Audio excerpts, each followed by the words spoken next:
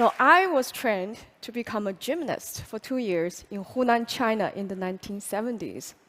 When I was in the first grade, the government wanted to transfer me to a school for athletes, all expenses paid.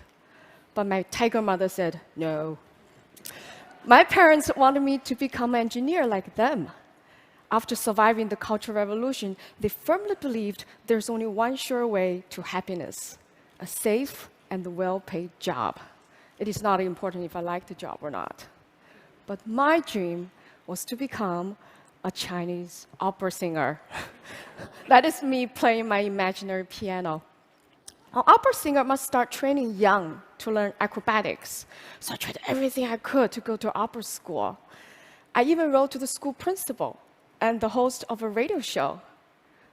But no adults liked the idea. No adults believed I was serious. Only my friends supported me, but they were kids, just as powerless as I was. So at age 15, I knew I was too old to be trained. My dream would never come true. I was afraid that for the rest of my life, some second-class happiness would be the best I could hope for. But that's so unfair. So I was determined to find another calling. Nobody around to teach me? Fine, I turned to books. I satisfied my hunger for parental advice from this book by a family of writers and musicians. I found my role model of an independent woman when Confucius tradition requires obedience. And I learned to be efficient from this book. And I was inspired to study abroad after reading these. I came to US in 1995. So which books did I read here first? Books banned in China, of course. The Good Earth is about Chinese peasant life. That's just not convenient for propaganda. Got it. The Bible is interesting, but strange.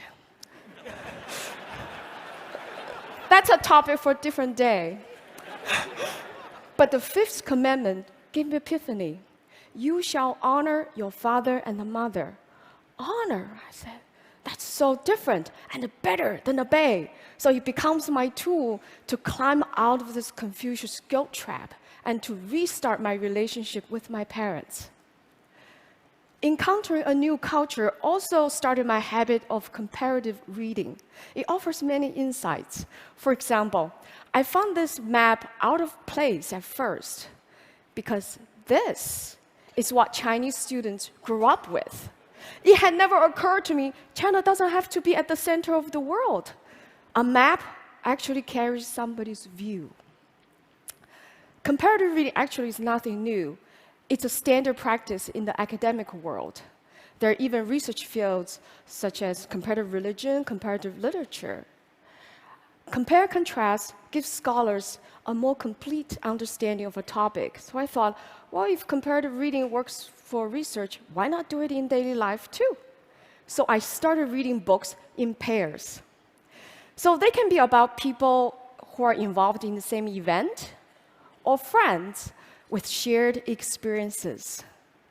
I also compare the same stories in different genres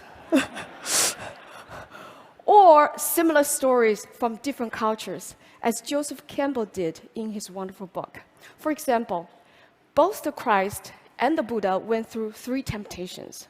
For the Christ, the temptations are economic, political, and spiritual.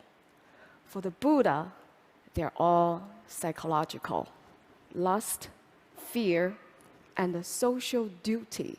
Interesting.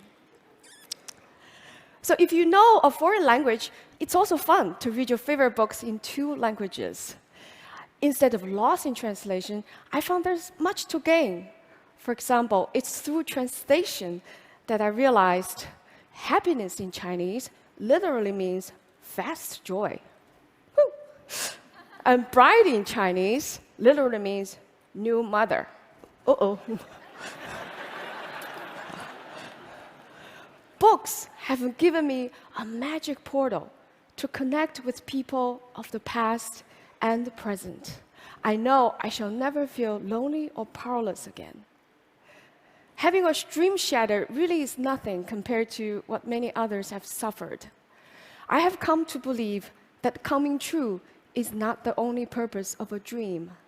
Its most important purpose is to get us in touch with where dreams come from, where passion comes from, where happiness comes from. Even a shattered dream can do that for you. So because of books, I'm here today, happy, living again with a purpose and a clarity most of the time. So may books be always with you. Thank you. Thank you. Thank you.